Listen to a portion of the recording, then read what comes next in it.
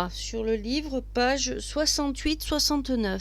L'Arctique, une zone sous tension. Donc je lis l'introduction sur le manuel. Dans un contexte marqué par une hausse continue de la consommation mondiale d'énergie et la raréfaction des ressources non renouvelables comme le pétrole ou le gaz, les gisements d'hydrocarbures et les terres rares, des régions arctiques suscitent l'intérêt de nombreux États. L'Arctique fait ainsi l'objet d'une mise en exploitation de plus en plus intense qui crée de nombreuses tensions.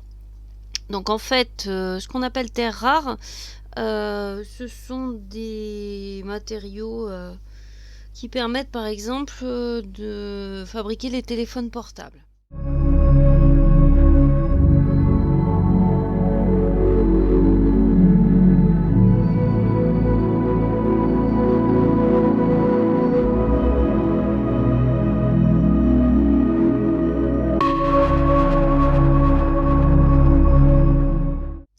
Donc, dans un premier temps, nous nous sommes intéressés au document 1.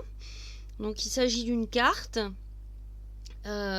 Sur cette carte, on voit apparaître très nettement les différentes causes de tension au fond, puisque on a d'une part, première chose, une banquise en recul, c'est-à-dire on voit la fonte des glaces.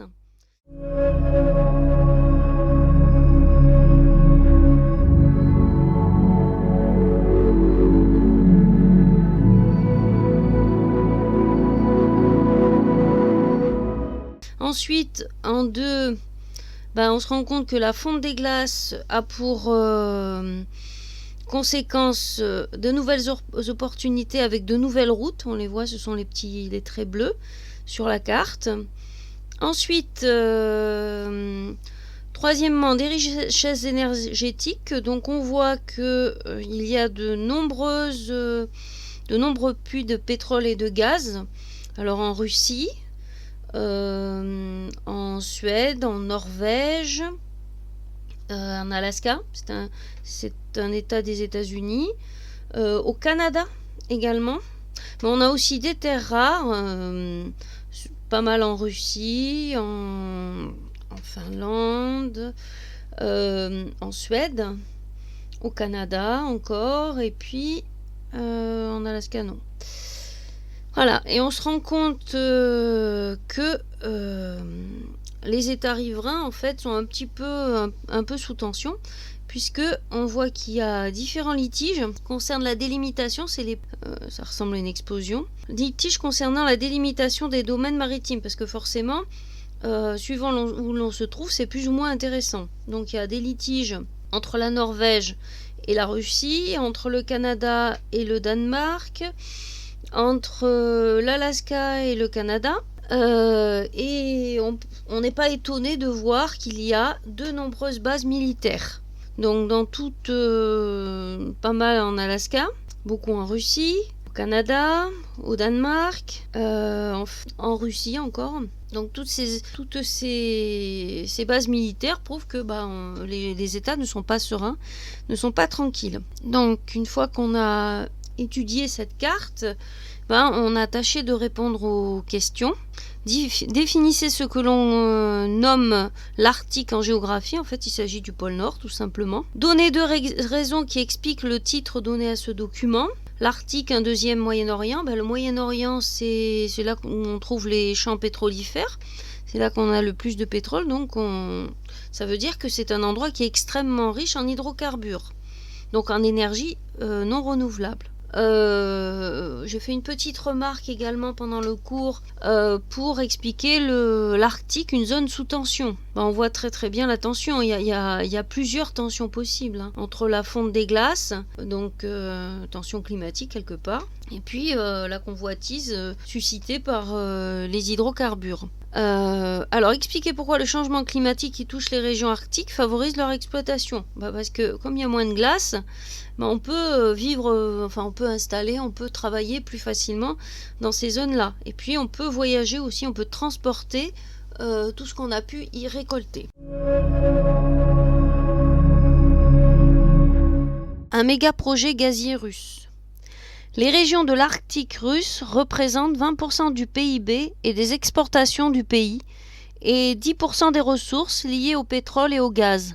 Les réserves de gaz naturel les plus importantes de Russie ont été découvertes dans la péninsule de Yamal, à 2500 km de Moscou.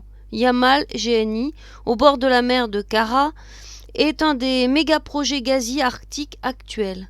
16 millions et demi de tonnes de gaz naturel liquide seront produits à terme par an, ce qui représente 15% du marché mondial. Ce projet appartient au gazier russe Gazprom à 50% et implique le groupe français Total à hauteur de 20% et deux groupes chinois à 30%. La première cargaison a quitté le port de Sabeta en décembre 2017 avec le méthanier brise-glace Christophe de Margerie.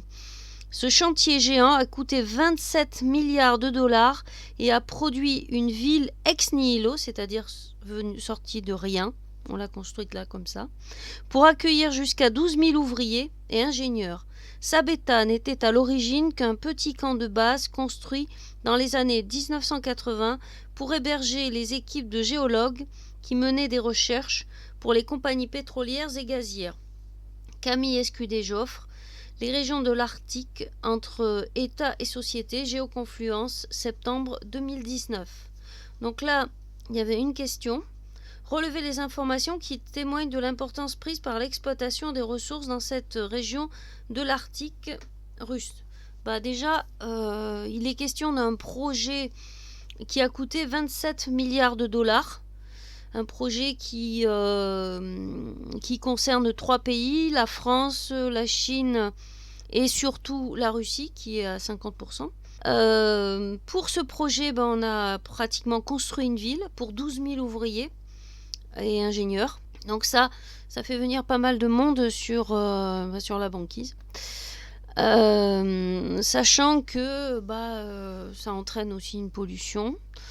Parce que ce sont des milieux extrêmement fragiles.